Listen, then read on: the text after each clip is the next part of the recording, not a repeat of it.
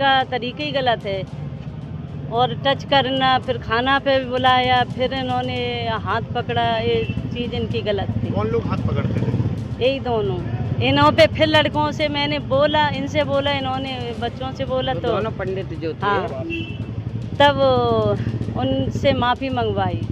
अच्छा, हाँ, ये जो घटना हम ये चाहते हैं इन दोनों को सज़ा मिलना चाहिए। दोनों को ये फर्जी आधार कार्ड बन के, ब्यास बन के आज मेरा के लाखों का नुकसान कर दिया।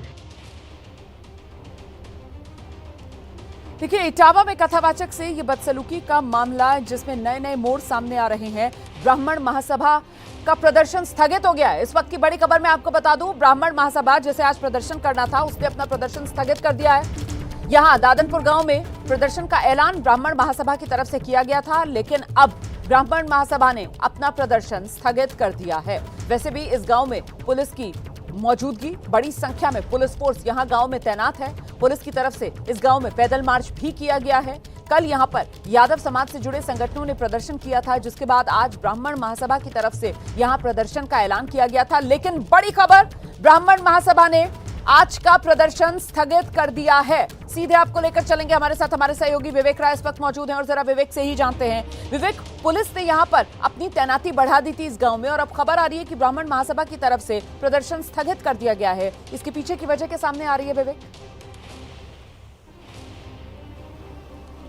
देखिए, बिल्कुल आपको बता दूं कि पिछले 5 दिनों से इटावा का मामला पूरा उत्तर प्रदेश की राजनीति में एक अलग भूचाल लाया हुआ है और जातिगत राजनीति को कहीं ना कहीं जो हवा है वो दी जा रही है। और जब ये घटना हुई उसके बाद से ही पुलिस का जो पहरा है वो वहाँ का जो गांव है दादरपुर जो गांव है वहाँ पर पुलिस का पहरा था। और कल जब अहिर रेजिमेंट ने वहाँ पर जाने की बात कही थी, तब से पुलिस ने वहाँ चौकसी बढ़ा दी थी। हालांकि कल अहिर रेजिमेंट का जो मेन अध्यक्ष है गगन यादव, उसको हिरासत में ले लिया गया था आगरा में, लेकिन उसकी हिरासत में लेने के बाद लगभग 1,500 के करीब में अहिर रेजिमेंट के जो कार्यकर्ता हैं वो पहले थाने पहुँचे। पहले थाने पे वहाँ पर अपना जो प्रोटेस्ट है वो किया और उसके बाद दादरपुर गाँव में घुसने की कोशिश करने लगे। पुलिस ने रोकने की कोशिश करी तो झड़प भी हुई है, इसमें पुलिस को फायरिंग भी करनी पड़ी। और आपको बताऊं, इसमें 19 नामजद और 50 अन्य के खिलाफ FIR दर्ज हुई थी। जो 19 नामजद है उनको पुलिस ने हिरासत में भी ले लिया है।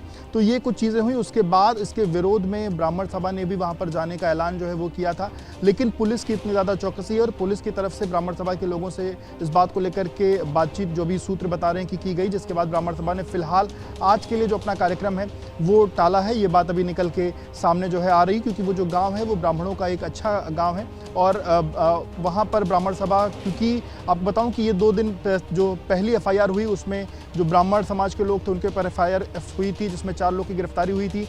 फिर उसके बाद जो मुकुटमणि और जिसका साथी है संत, उसके खिलाफ FIR हुई थी, जिसमें इनके खिलाफ इस FIR के बाद जो है अहिर रेजिमेंट के लोगों ने विरोध किया था। और उसी के विरोध में, क्योंकि कल अहिर रेजिमेंट के बड़ी संख्या में लोग वहाँ पहुँचे थे, तो उसके विरोध में आज ब्राह्मण सभा को वहाँ पर जाना था। पर उसी कड़ी में लेकिन पुलिस की बातचीत के बाद अभी निकल के आ रहा है कि ब्राह्मण सभा के लोगों ने आज फिलहाल के लिए अपना जो कार्यक्रम है वो स्थगित किया। पर इसमें राजनीति एक और चीज़ों को एक और कहीं ना कहीं मोड़ जो है ले रही है। अखिलेश यादव, जिन्होंने पहले जो 2 कथावाचक थे जिनसे मुलाकात की थी, उनको अपने कार्यालय बुला करके उनको कहीं ना कहीं उनके साथ संघर्ष करने की बात कही थी और उनका जो भी नुकसान हुआ तो उसकी भरपाई की थी। अब कहीं ना कहीं जो दूसरा वोट बैंक है, ब्राह्मण वोट बैंक है, उसको लुभाने की भी कोशिश जो है वो होने वाली है। और जो संतोष पांडे, जो समाजवादी पार्टी का जो प्रबुद्ध वर्ग है उसके नेता हैं, संतोष पांडे सुल्तानपुर से पूर्व विधायक रहे हैं, आज उनके आवास पर जाकर के और दोपहर में जाने वाले हैं। और एक कहीं ना कहीं एक मैनेजमेंट की जो कवायद है वो कहीं ना कहीं आज दिखने वाली है। तो सभी दल जो हैं वो कहीं ना कहीं, क्योंकि मात्र 1.5 साल बाद उत्तर प्रदेश में जो नया चुनाव है वो होने वाला है, 2027 का जो चुनाव है वो होने वाला है, और उस दौरान सभी जातियां बिल्कुल। तो कुल मिला एक बड़ा मुद्दा यहाँ पर कुल मिलाकर मिल गया है तमाम राजनीतिक दलों को इस घटना के बाद।